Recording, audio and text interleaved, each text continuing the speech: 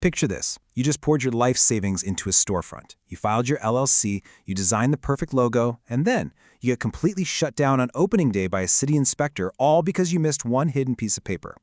Welcome to The Explainer. Today, we're going to shatter a really dangerous assumption that bankrupts a lot of new entrepreneurs before they even get started. Starting a business in Denver is an incredible milestone, but the licensing part? Well, that can trip up even the most seasoned founders. We're going to unpack exactly what you need to do to ensure your business is totally legitimate, compliant, and positioned to earn some serious consumer trust right out of the gate. So you might think that once your LLC is filed with the state and your business bank account is open, you're fully licensed and ready to open your doors, right? Well, actually, this is a massive misconception. Registering your business entity simply creates the legal structure. It absolutely does not automatically grant you permission to operate in a specific city, sell taxable goods, or perform regulated work. The city cares about things like zoning, public safety, and of course, tax collection. Your business license is basically the ultimate key to proving you've met those standards. Think about it like this. Your business registration, like your LLC, is basically an ID card proving who you are as a legal entity. But your business license, that's your driver's license. It gives you the specific legal permission to actually operate the vehicle on the road. Without that second piece, you are effectively grounded, no matter how shiny and new your business looks. To make this super approachable, we're going to break this mountain of municipal compliance into 6 distinct steps. Busting the myths, identifying your license type, the application steps, avoiding pitfalls, reviewing costs, and finally, staying compliant. All right, Section 1, the business license myth. Let's unpack exactly what Denver actually requires. Before you even think about standard operational licenses, absolute beginners really need to understand this critical term, the Commercial Zoning Use Permit. If you're planning to operate from a physical location anywhere in Denver, you need this permit from the Department of Community Planning and Development.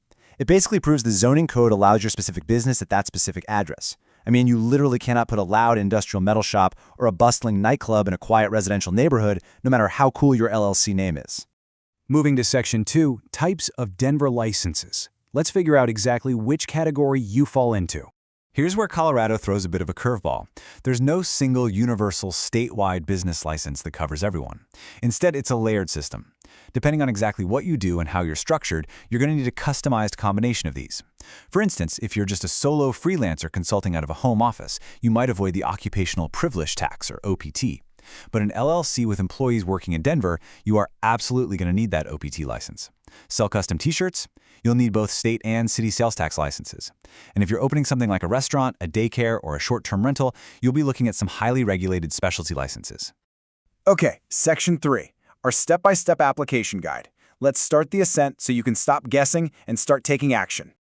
When it comes to getting approved, order is literally everything. You must always start by registering your entity with the state before you tackle Denver-specific zoning, city licensing, and tax hurdles. If you do this out of sequence, it's a guaranteed way to trigger delays and get your application kicked right back to the start. So, Step 1. You've got to establish your legal entity with the Colorado Secretary of State. Whether you go with a sole proprietorship, an LLC, or a corporation, establishing this legal structure first gives you your official ID number. And that number, that serves as the anchor for literally all of your subsequent applications. Step 2, and please do not skip this research phase. You absolutely must email the zoning review team to make sure your location actually allows your specific industry. Imagine the absolute heartbreak of locking into a 5-year ironclad commercial lease for a dream bakery, only to find out Denver zoning laws strictly prohibit that type of business in that building. Always secure your zoning use permit before you sign anything. Once your zoning is totally clear, we move to Step 3. Denver does not issue a blanket municipal license. In fact, they have over 100 industry-specific licenses. So whether it's a restaurant, a tattoo parlor, or a short-term rental, the Department of Licensing and Consumer Protection, we call them the DLCP, is the main agency that handles the exact forms for your specific operation. Finally, Step 4 is all about taxes. Because Denver is a home rule municipality, which just means it has the power to govern its own local taxation, it actually collects its own taxes separately from the state. So what does this mean for you? You've got to juggle 2 portals, MyBiz Colorado for your state tax licenses, and simultaneously use Denver's eBiz Tax Center to handle local sales tax and that occupational privilege tax we talked about. All right, Section 4, avoiding common application pitfalls. Let's look at the hidden crevasses where these applications usually fall apart. Here is a massive insider tip that trips up so many people. Constantly check your spam folder. If you get an email from DLCP notifications asking for more info and you just don't reply, your application gets completely abandoned. Missing a single signature on a lease agreement will halt your process entirely too. And of course, make absolutely sure your physical space can actually pass a Denver fire or health inspection before you officially apply. Moving to Section 5, Costs and Processing Times. Let's talk about the real financial and time investments required here. Look at how these costs and timelines layer on top of each other. Your state sales tax license is just a modest $16 processed in a few days. But the Denver city permit, that's going to cost $50 and take a bit longer. Meanwhile, zoning inquiries can take up to 10 full business days just to get a response. So you always want to remember to budget both the time and the money for these parallel approvals. Almost there. Section 6, Staying Compliant After Approval.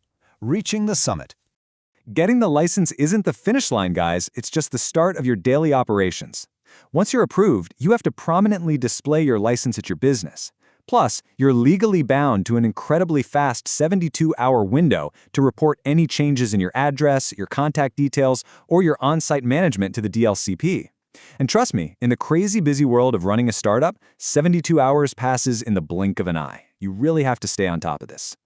And whatever you do, never let your annual renewal slip. Code enforcement officers do not grade on a curve. Operating with an expired license can trigger devastating consequences. We're talking daily fines of up to $999 or even immediate closure of your business. No joke. And finally, our conclusion. Let's get you ready for the climb with some final takeaways. Remember, tackling this bureaucracy isn't just some chore to check off your to-do list. It is literally the foundation of your consumer trust and your long-term legitimacy in Denver. Doing this right from day one is how you protect your investment and make sure your doors stay open. Now, a really quick reminder.